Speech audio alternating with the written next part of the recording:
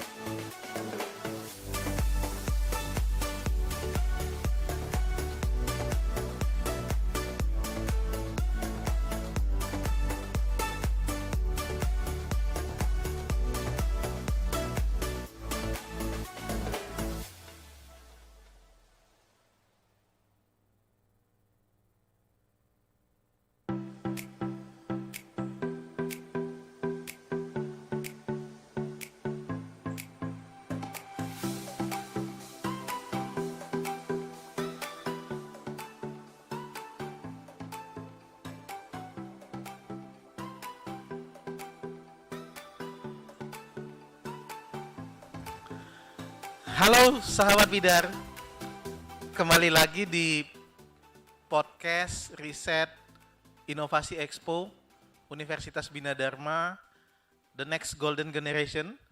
Pada hari ini adalah sesi yang sangat jarang ya, di mana podcast kita mengumpulkan dan mengundang beberapa CTO dari beberapa perusahaan rintisan startup yang ada di Universitas Bina Dharma. Hari ini kita mengambil tema CTO Talk, pengembangan startup untuk generasi digital.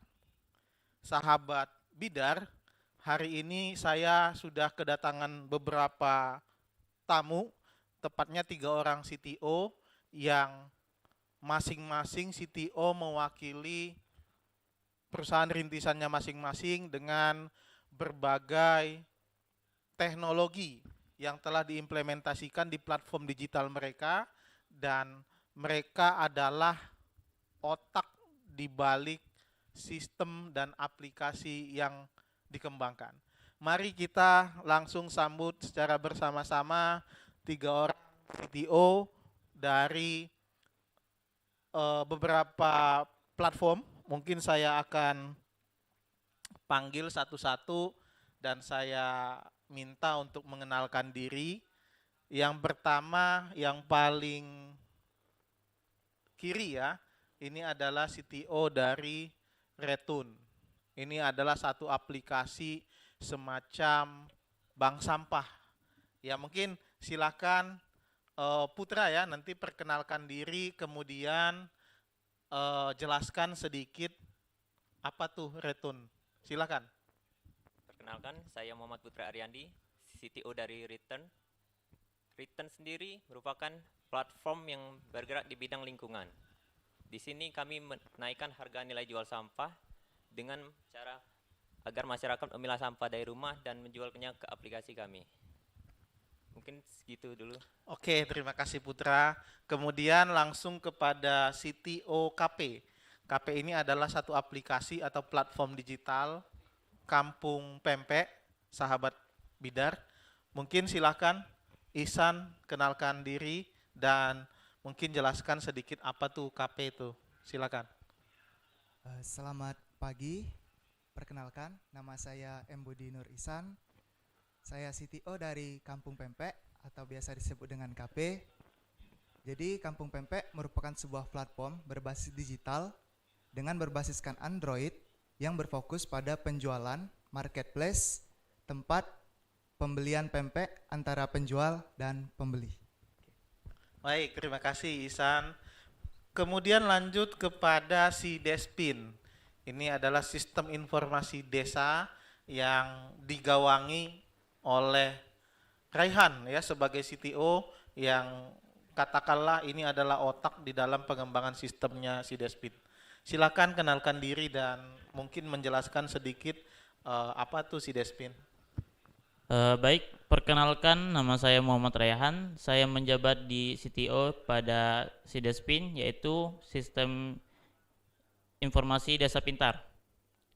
Apa sih Sidespin itu? Sidespin itu adalah salah satu platform berbasis web, di mana kami bertujuan untuk mengembangkan desa dengan melalui potensi-potensi yang berada di desa tersebut, seperti produk, wisata, dan lain-lainnya. Baik, itu saja. Oke, terima kasih Ihsan. Jadi sahabat Bidar sudah mendengarkan dan mengenal ya apa itu si Despin, apa itu KP, apa itu Retun.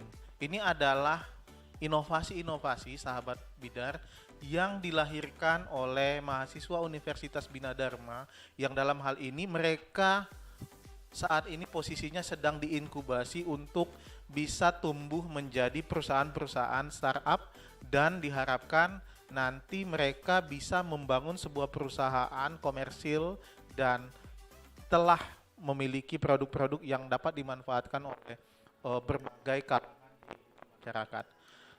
Sahabat Bidar, perlu sedikit saya ceritakan bahwa pengembangan perusahaan rintisan yang dilakukan oleh mahasiswa Universitas Bina Dharma ini merupakan satu komitmen Universitas Bina Dharma untuk bisa memberikan kesempatan dan peluang kepada mahasiswa untuk bisa mandiri ya. Dalam hal ini adalah untuk bisa membangun usaha yang kita ketahui sama-sama ya, sekarang sudah eranya digital ya, apa-apa sekarang sudah pakai HP ya, apa-apa sekarang sudah tinggal klik. Nah, mahasiswa Bina Dharma ikut ya mengambil peran sebagai orang yang ikut memikirkan apa sih teknologi, bagaimana sih dan harus seperti apa ya teknologi-teknologi yang akan dikembangkan. Nah, secara spesifik berbicara teknologi karena ini adalah orang-orang teknis ya, kalau di episode sebelumnya kita ngobrol dengan CEO ya. CEO sudah berbicara secara konsep, secara marketing strategi, secara pengembangan perusahaan. Hari ini saya ketemu dengan orang-orang yang serius sebenarnya, sahabat Bidar. Jadi orang ini kalau nggak diajak ngomong, nggak bakal ngomong. Kenapa? Karena dia ngomongnya dengan komputer. Tapi saya akan usahakan bagaimana caranya untuk memancing teman-teman CTO yang mukanya serius, mukanya selalu ngadap laptop itu berbicara. Dan ini untuk sahabat Bidar termasuk seluruh mahasiswa Universitas Bina Dharma, kita akan share ya. Nanti kalian janji akan share ilmu apa ya gitu. Apa sih dibalik dari aplikasi-aplikasi kalian? Kita berharapnya ilmu-ilmu ini nanti diturunkan juga kepada mahasiswa inovator generasi berikutnya. Ya, mungkin saya langsung kepada Putra dulu ya.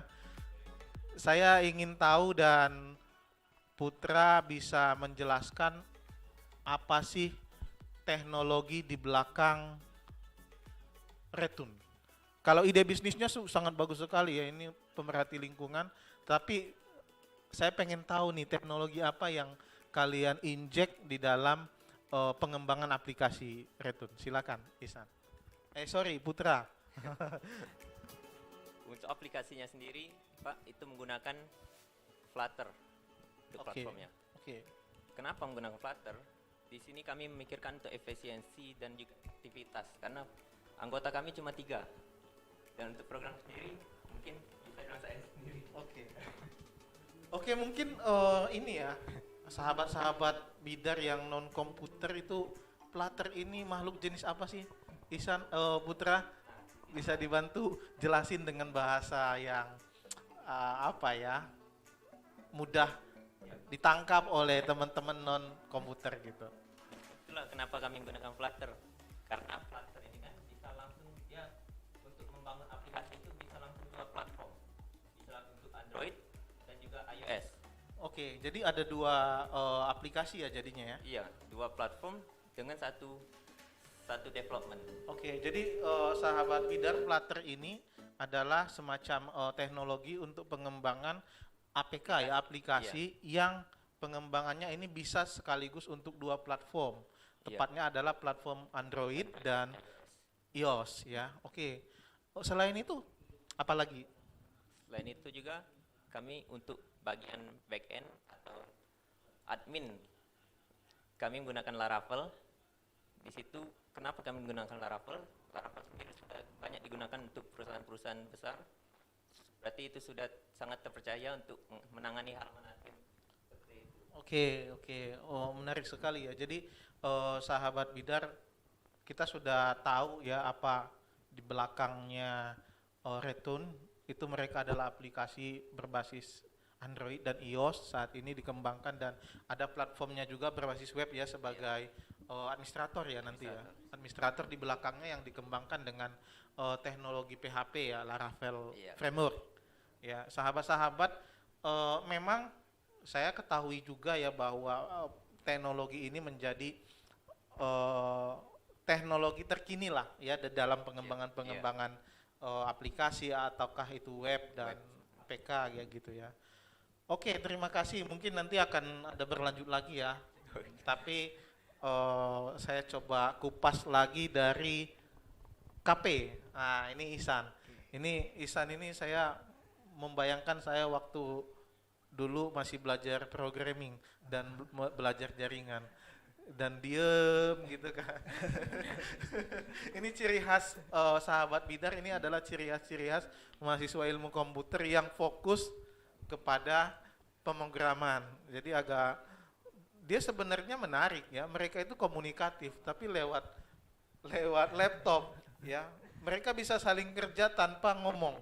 Ya, tapi taunya chatting gitu kan. Saling chatting, saling komen gitu. Nah, Ihsan, gimana nih? Apa nih dibalik dari KP? Oke. Jadi Kampung Pempek atau KP ini merupakan sebuah platform yang digital dengan berbasiskan smartphone Android. Nah, untuk stack teknologi sendiri itu di bidang front end atau istilah lainnya itu yang mudah dipahami untuk tampilan aplikasinya ya. Kita menggunakan teknologi UI Toolkit besutan dari Google yang namanya Flutter. Nah, Flutter ini sendiri itu menggunakan bahasa pemrograman yang namanya Dart. Jadi Dart dan Flutter ini merupakan produk besutan dari Google untuk memudahkan para mobile developer ataupun developer lainnya untuk mengembangkan platform digital mereka.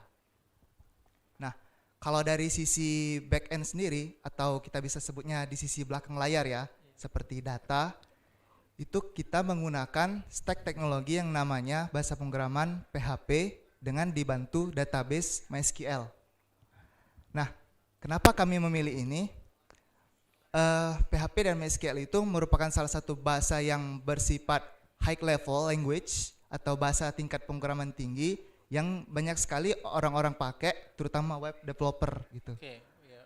Nah, bagaimana cara kami menghubungkan antara front end dan back end itu kami menggunakan suatu teknologi yang disebut dengan API. Atau jadi ada connect antara front end dengan back end gitu. Iya, benar sekali. Nah, koneksi itu disebut dengan API atau Application Programming Interface. Seperti itu. Jadi si back end itu narik data dari front end gitu, ya, melalui API sekali. Gitu. Benar.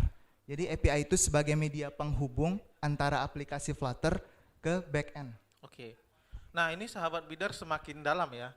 Saya sih kayaknya salah strategi langsung masuk ke teknis ya. Tapi nggak apa-apa. Ini untuk memancing kita semua untuk bertanya apa sih itu MySQL, apa sih itu API. Sekaligus ini sebenarnya adalah kuliah ya. Saya sebenarnya ada jam ngajar dan saya suruh mahasiswa untuk kuliah di podcast riset. Dan menarik ya. Menarik pada prinsipnya si Retun dan KP itu sama-sama dengan Flutter-nya tadi, tapi ada beberapa racikan yang berbeda ya. Mungkin di Retun tadi nanti racikan bagaimana koneksi front end dengan back end itu ada racikan yang berbeda nggak, Putra? Tentunya berbeda. Oh, berbeda ya. Yeah. Berbeda nanti setelah ini ya. Kita dengar si Despin dulu sahabat bidar. Si Despin ini sistem informasi desa pintar. Ya, ini teman-teman sekalian sudah harusnya bisa melihat bahwa tujuannya adalah untuk membantu masyarakat desa ya. Tapi secara detail saya pengen kenalan dengan CTO-nya, perkenalkan diri dan apa sih itu si Despin? Oke, baik. Perkenalkan, nama saya Muhammad Rayhan. Jadi untuk SIDESPIN itu adalah singkatan dari Sistem Informasi Desa Pintar. SIDESPIN ini bertujuan untuk membangun potensi dari desa tersebut. Jadi kebanyakan orang Indonesia itu kan tahunya wisata-wisata itu di kota ataupun di mana-mana itu. Nah, untuk desa sebenarnya itu ada, seperti di Desa Burai itu terdapat wisata kampung warna-warni yang dimana sekarang sedang viral, yang dijadikan rekomendasi sebagai wisata rekomendasi se-Indonesia. Nah, SIDESPIN ini juga bukan hanya untuk mengenalkan potensi dari desa tersebut, tapi juga membantu masyarakat di sana untuk mempermudah dalam mengakses data-data mereka, seperti misalkan data di desa tersebut ada berapa sih penduduk di sana. Oke. Terus berarti data-data tentang profil desa ya, Iya. dan berbagai macam produk dan potensi gitu ya. Ya. Terus juga membantu warga desa tersebut di mana kami memiliki fitur layanan yang di mana fitur tersebut dibagi menjadi 3. Yang pertama itu ada surat online, pengaduan online, dan dana bantuan. Oke, ada 3 layanan ya sahabat Bidar. Tapi saya tertarik dengan penamaan ya, sistem desa pintar. Nah ini saya pengen gali lebih dalam nih Raihan. Sistem pintar yang dimaksud di dalam CDSPIN itu yang bagaimana sih? Kita tahu bahwa di desa itu untuk teknologi masih kecil. Oke, Jadi di sini kami menginginkan bahwa pemerataan teknologi ke desa-desa. Jadi desa-desa yang belum terkena teknologi kita ajarkan dan kita akan membuat desa tersebut jadi maju. oke. Nah, tapi di balik sisi itu kalau kita berbicara teknologi sistem pintar ya, nanti mungkin saya berharap dan mungkin saya akan advice juga untuk semuanya bahwa ke depan aplikasi atau sistem yang kita bangun itu tidak hanya juga sebagai program biasa atau aplikasi biasa. Ya ke depan saya melihat dan membaca beberapa referensi bahwa semua sudah harus diarahkan kepada AI ya, Artificial Intelligence, sistem pintar. Nah, apa sih cirinya sistem pintar ini? Nah, itu nanti kita coba kupas lah di sesi lebih dalam ya tentang AI khususnya dengan para CTO ini sahabat Bidar. Nah, sistem pintar itu diharapkan salah satunya adalah ada otomasi di sana. Ya, bagaimana sistem atau komputer itu bisa belajar sendiri, ya, pakai mesin learning. Ya, jadi si komputer yang belajar sendiri untuk memahami bagaimana pola, ya, bagaimana pattern dan seterusnya. Tapi itu nggak cukup kalau mau kita bahas hari ini ya. Tapi menarik ya si Despin, Raihan. Oh, itu web sajakah atau kedepannya akan ada usaha-usaha pengembangan platform yang lain? Untuk sekarang mungkin kita berjalan ke web terlebih dahulu. Oke. Dan untuk kedepannya kita bicarakan terlebih dahulu ke CEO-nya. Ya, oke, keren. Nah, ini ada hubungan antara CEO dan CTO, ya. Jadi sahabat Bidar perlu kita ketahui di dalam merintis sebuah perusahaan rintisan ya, startup ada 2 aktor yang berperan besar, termasuk juga tim yang lainnya ya, di mana ada CEO dan CTO. Tadi saya terlalu teknis ya, sekarang saya mau masuk kepada manajemennya dulu sih. Bagaimana sih kalian menerjemahkan ya proses bisnis yang biasanya ini diarahkan oleh CEO kepada CTO, karena ada satu proses bisnis ya, katakanlah KP umpamanya, itu kan desainnya kan mungkin ada CEO dan timnya, bagaimana dia mengkomunikasikannya dengan CTO dan bagaimana menerjemahkan keinginan CEO itu kepada teknisnya. Sulit enggak? Jadi artinya gini, sahabat Bidar, menerjemahkan bahasa manusia ke bahasa komputer gitu kan. Gimana nih KP nih? Isan, ada kesulitan enggak menerjemahkan keinginan CEO-nya KP itu? Oke. Nah, ketika CEO sudah menjelaskan tentang proses bisnis kepada CTO, itu jadi dalam pengembangan sebuah teknologi ada yang disebut dengan UI UX research. Oke. Apa sih UI UX research? Jadi UI itu kepanjangan dari user interface dan UX itu user experience. Nah, proses bisnis ini itu pertama kali kita terjemahkan dulu ke dalam user experience. Nah, caranya itu bagaimana? Kita bisa bikin rancangan atau desain awal, katakanlah namanya itu wireframe. Nah, dari wireframe itu kita buat apakah wireframe ini sudah cocok buat kita pakai untuk pengguna atau enggak. Berarti duduk bersama sama CEO ya, sama CTO CEO untuk desain wireframe-nya dulu. Iya benar. Oke. Jadi perlu didiskusikan apakah sudah cocok sesuai dengan seperti kehendak CEO atau enggak, seperti itu. masalah selera ada nggak itu? Kan masalah UI UX kan itu masalah selera, selera warna, selera tampilan. Ada sempat terjadi perbedaan pendapat nggak?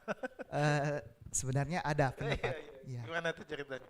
Jadi kalau ceritanya nih eh, pernah saya dengan CEO itu berdebat, diskusi, kalau ini apa, warna utama apa yang mau dipakai buat aplikasi KP gitu kan. Oh, cocoknya warna ungu nih. Tapi saya tuh nggak setuju gitu kan. Kayaknya lebih cocok warna biru karena warna biru ini kan mencerminkan Universitas Bina Dharma. Gitu. Ya, setuju. Jadi teman-teman, sahabat Bidar, ini mahasiswa Universitas Bina Dharma yang cinta dengan alma maternya ya. Jadi memang nggak masalah, ini masalah selera saja, tapi ada misi gitu ya. Ada misi bersama-sama untuk memajukan Universitas Bina Dharma melalui perusahaan-perusahaan rintisannya dan melalui platform aplikasi yang dikembangkannya gitu. Nah, kalau si Despin gimana nih? Si Despin kan saya yakin juga punya berbagai strategi ya, termasuk saya melihat mungkin tidak hanya di si Despin, strategi kemitraan. Ya, kemitraan mungkin itu memang diatur nanti oleh CEO, tetapi saya ingin melihat bagaimana Raihan bisa menerjemahkan keinginan mitra ke dalam desain. Ya, apakah ada kendala atau bagaimana nih Raihan? Untuk menerjemahkan itu ada kendala. Jadi kendalanya itu di mana kan satu produk itu kita harus menjelaskan produk itu dengan gambar. Jadi para pembeli itu akan mengetahui yang mana sih produknya.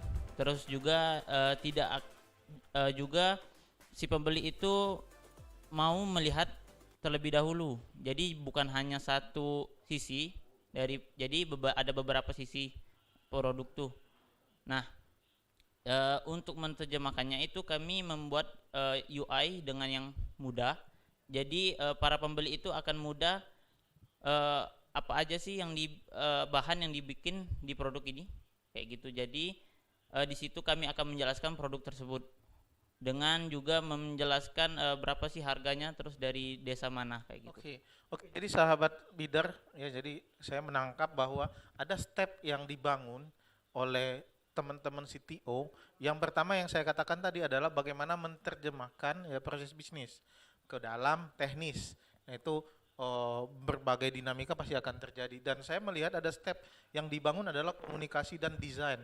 Ya, setelah dilakukan komunikasi, dilakukan desain, interpretasi, tadi white frame ya istilahnya itu ya, white frame. Nah, jadi bagi sahabat-sahabat Bidar yang ingin belajar jauh lebih dalam terkait dengan bagaimana desain sebuah aplikasi atau sistem yang baik bersama tim, ya tentunya tim.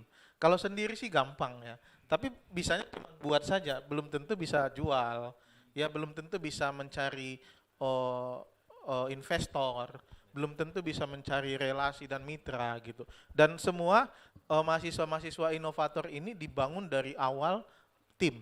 Ya, ada marketingnya, ada CTO-nya, ada CEO-nya, ada yang tukang lobby gitu kan.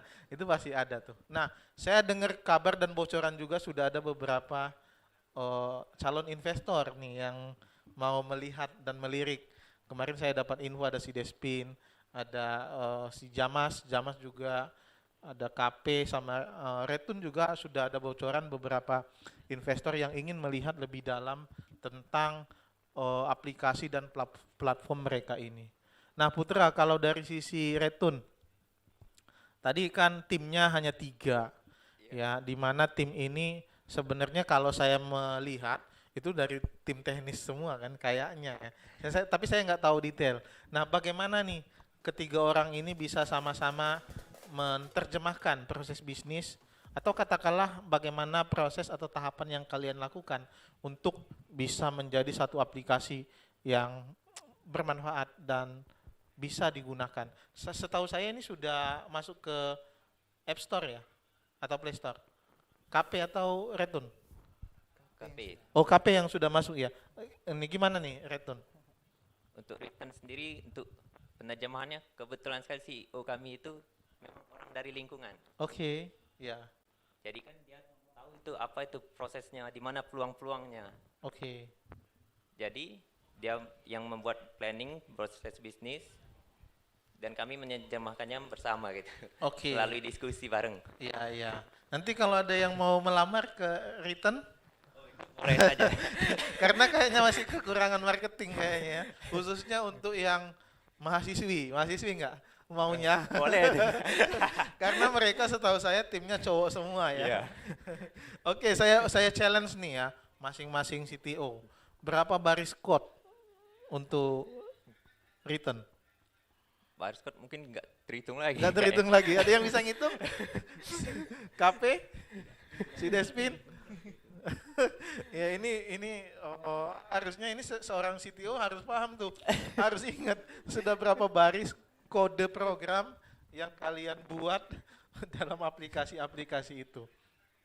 Ya, nanti dicek ya. Oh, siap. Karena itu akan keluar nanti di ujian nanti itu.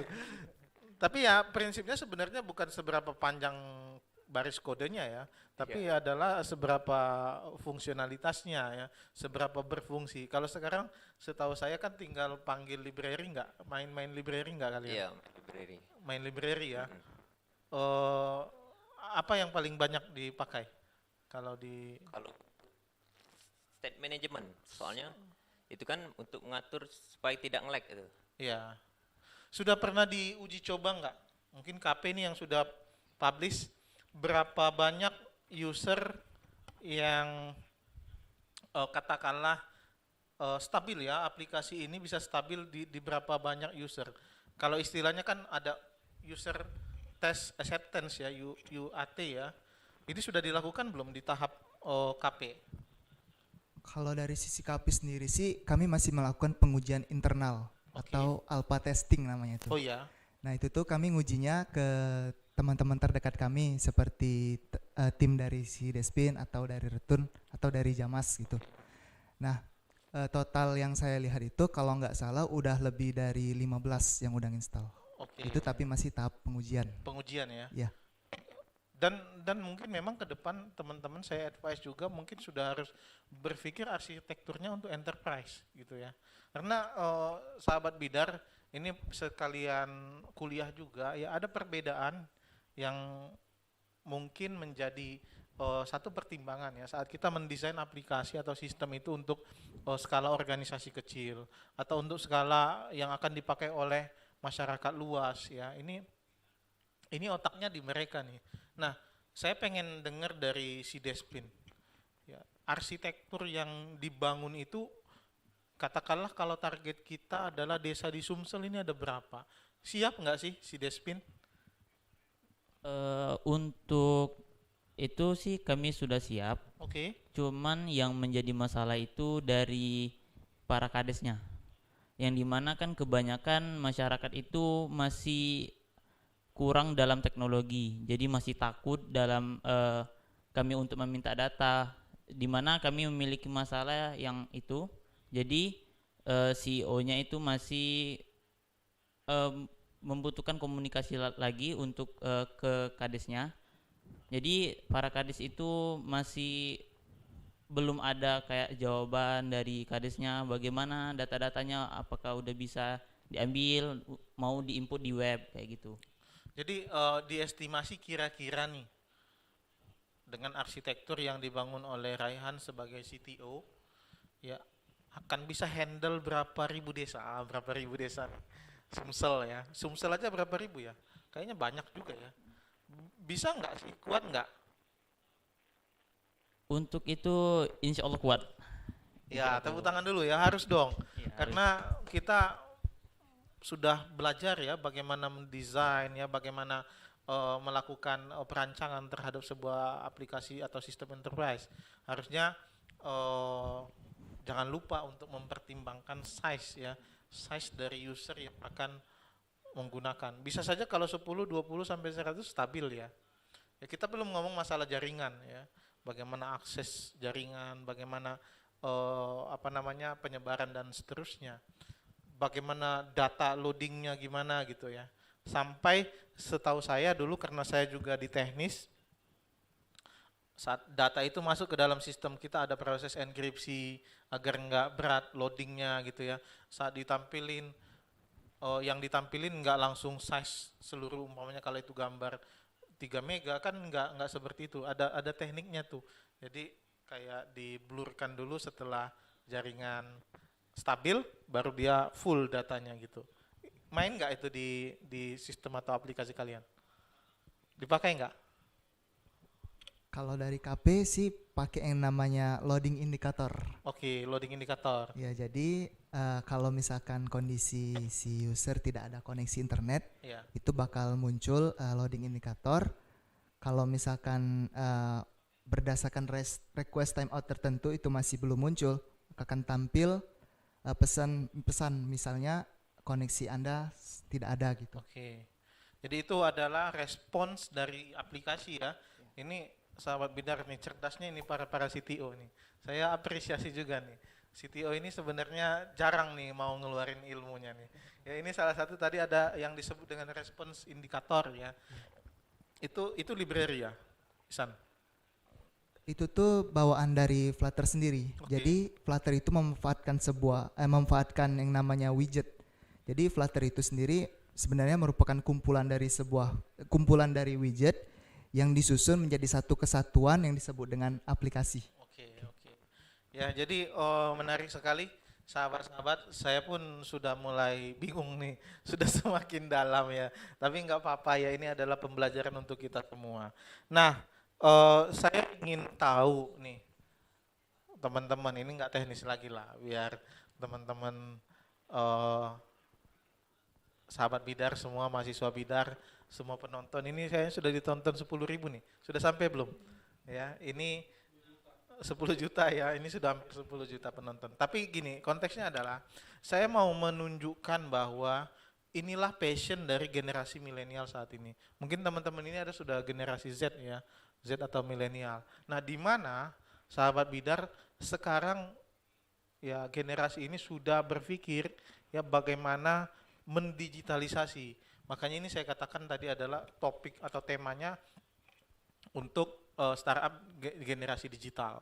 Karena mereka berpikirnya sudah di luar dari cara berpikir yang biasanya, sahabat-sahabat. Jadi di mana di sana ada bypass teknologi, ya di mana mereka sudah berpikir tentang optimasi algorithms atau algoritma ya, di mana semua mereka bisa berpikir bagaimana memangkas satu step yang terjadi umpamanya gitu. Ada optimasi yang dilakukan di sana dan semua itu ada kalkulasinya ya, pasti akan ada kalkulasinya. Saya tahu persis. Nah, tapi oke lah, nantilah itu bahas teknis ya. Nanti kalau ada yang sesi khusus nih Pak pimpinan media, kalau ada sesi khusus membahas tentang teknologi kupas tuntas, teknologi return atau KP atau Sidespin, nanti kita sampai ke koma titiknya itu nanti kita bahas ya. Nah, oke. Saya masuk kepada bagaimana perasaan Anda sebagai seorang CTO. Perasaan sendiri ya gimana ya? Saya sendiri kemarin sudah semester akhir, sudah mau skripsian. Ini pun sudah mau hidup. Oke. Jadi tetap semangat sih untuk melakukan pengembangan ini, dikarenakan ya kami di sini tim memang sudah sangat kokoh di awal. Oke, mantap. Iya. Mungkin karena cuma bertiga aja. Jadi akan diselesaikan sampai akhir. Oke, mantap Putra, terima kasih. Kalau Isan gimana nih? Perasaan sebagai CTO? Oke, mungkin saya bisa kasih suka dan dukanya aja ya. Ya, boleh. Jadi ya kalau sukanya dari bidang CTO ini kita bisa mendapatkan ilmu baru, teman baru, kemudian juga ya bisa belajar lebih dalam lagi apa itu sebenarnya Chief Technical Officer atau CTO. Kalau dari sisi dukanya sendiri ya kita bisa lihat sendiri, apalagi yang mahasiswa kan. Yang pertama tugas kadang ketinggalan. Kemudian juga kelas itu mungkin izin kalau misalkan lagi ada kumpul, atau mungkin ya kita bisa izin mana yang diprioritaskan seperti itu. Mungkin itu aja sih Kak. Kalau Rehan gimana? Kalau saya sih menjadi CTO itu sangatlah susah karena Kenapa tuh? saya dari awal tidak memiliki pengalaman yang banyak tentang cara membuat web ataupun aplikasi. Jadi saya mengikuti alur dari kuliah, Oke. tetapi karena ada program ini saya otodidak. Oke. Oh, berhasil dong. Ini saya Alhamdulillah sudah lihat berhasil. webnya canggih malah.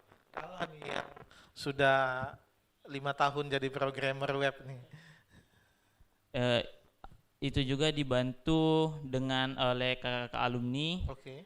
dan juga alhamdulillah sudah sampai sejauh ini. Jadi untuk menjadi CTO saya bangga Oke. Ya. menjadi CTO. Nanti buka loker ya. Iya, iya. Jadi sahabat-sahabat bidar, ini yang saya maksud dengan pemikiran-pemikiran generasi milenial ini ya. Mereka tidak lagi mau berpikir bagaimana membuat surat lamaran pekerjaan. Ya, ini patut untuk dicontoh ya. Otak-otak di balik dari CTO ini ya patut untuk dicontoh, di mana dengan pemikiran ya, di mana dengan kemampuan berpikir logik yang diterjemahkan ke dalam program, aplikasi atau sistem, itu bisa menciptakan lapangan pekerjaan, saudara-saudara sekalian atau sahabat-sahabat bidar.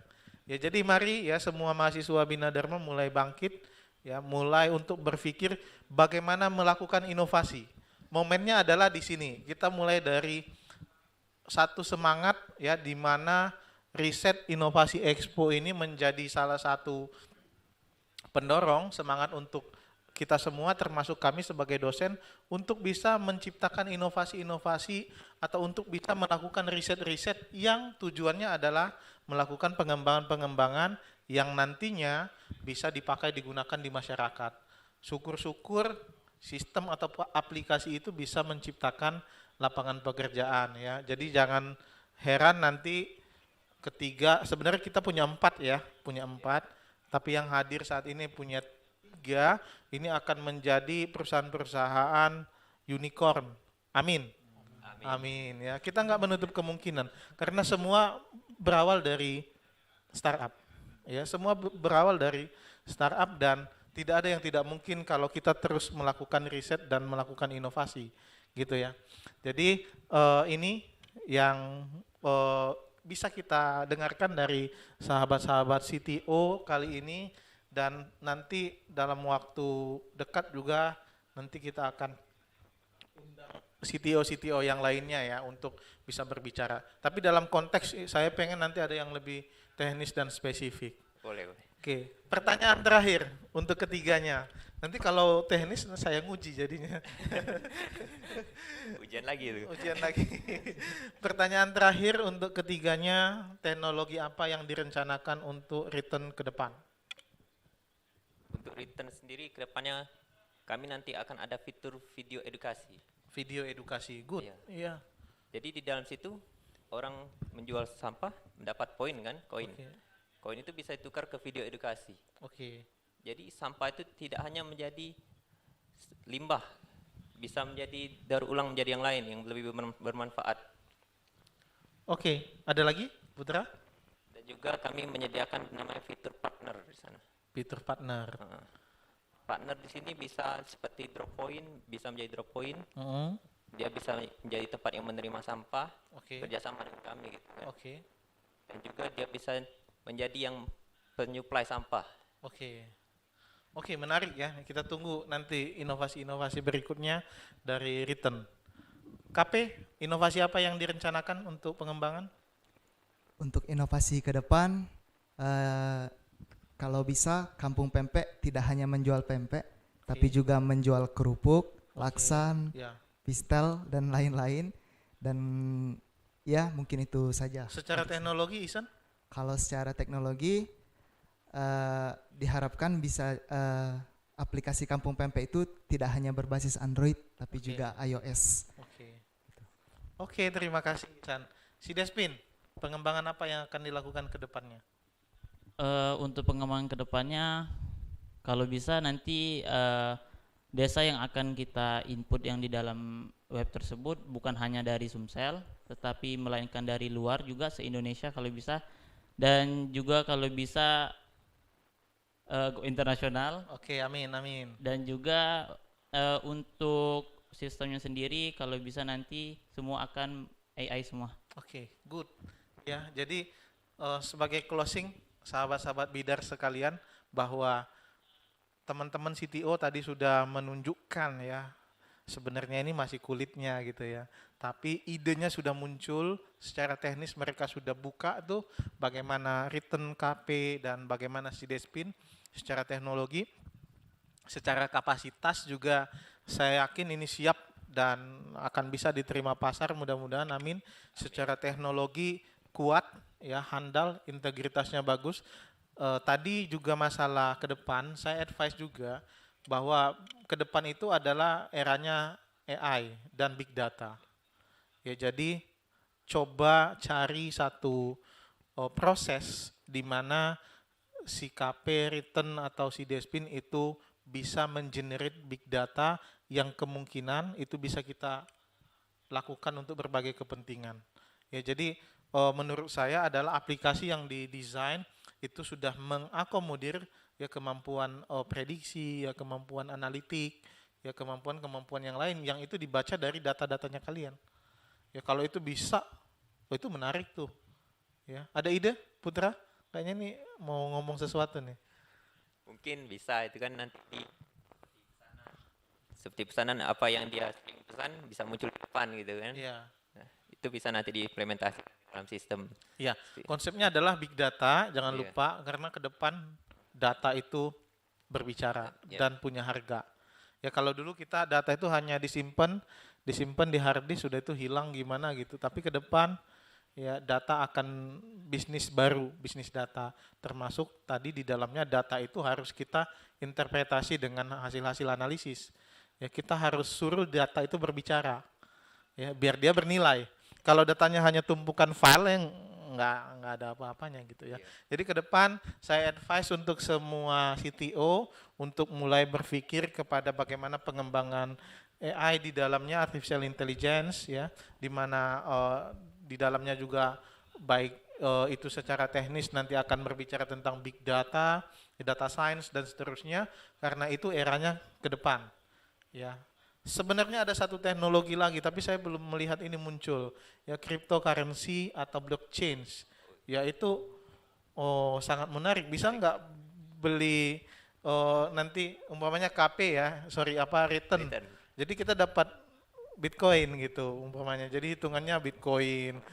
Wah, Koin kami itu kan ditukar menjadi betul, betul. Bitcoin ke Bitcoin. Betul, itu perlu dipikirkan tuh ya ke depan. Blockchain teknologi, AI, big data, blockchain, ya itu kalau diterapkan saat ini mungkin 10 tahun ke depan itu bisa. Saat ini sebenarnya sudah booming, Iya. ya tapi belum bisa penetrasi pasar dia. Belum menjadi pasar umum. Betul. Tapi kalau kalian start dari sekarang, saya yakin nanti platform kalian bisa jadi unggulan. Ya, begitu waktu saya dulu belajar data science, saya belajar sebelum orang belajar, alhamdulillah sekarang booming gitu. Ya, itu saja. Terima kasih Putra, Ihsan, Raihan adalah CTO dari Written, Kampung Pempek dan si Despin. Ini orang-orang cerdas di belakang aplikasi ketiga aplikasi ini dan mudah-mudahan saya doakan aplikasinya termasuk perusahaannya berkembang. Saya tunggu hasilnya ya, nanti ini dipamerkan nih saudara-saudara sekalian, akan dipamerkan di pameran Riset Inovasi Expo yang terjadwal itu di bulan Desember. Tunggu tanggal mainnya. Itu saja podcast Riset Inovasi Expo pada hari ini, yang dimana hari ini adalah mempertemukan ya, kita mempertemukan dengan CTO dan telah banyak ide teknologi yang diceritakan dan saya berharap ada manfaatnya khususnya bagi mahasiswa Universitas Bina Dharma dan seluruh sivitas akademika. Setidaknya muncul inspirasi dan muncul ide ya untuk membuat atau membangun teknologi-teknologi lainnya. Ya, karena dengan teknologi semuanya menjadi mungkin. Itu saja. Terima kasih kepada ketiga narasumber saya. Alhamdulillah. Assalamualaikum warahmatullahi wabarakatuh. Bye bye.